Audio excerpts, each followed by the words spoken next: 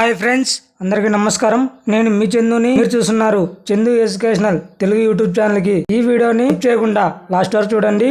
ఈరోజు మన టాపిక్ వచ్చి జగనన్న విద్యా దీవెన నుంచి మనకి అమౌంట్ వేస్తారా వేయరా, ఏ తేదీన వేస్తారు, ఎన్ని గంటలకు వేస్తారు, ఎంత అమౌంట్ వేస్తారు, ఇది సమాచారం ఈ వీడియోలో తెలుసుకుందాం.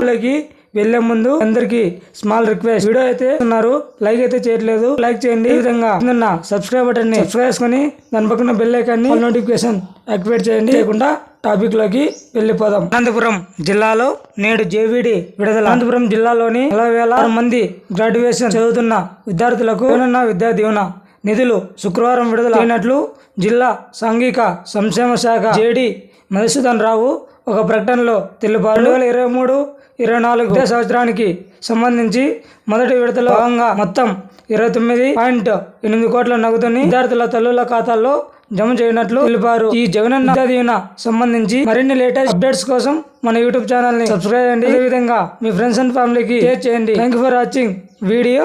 జై హింద్.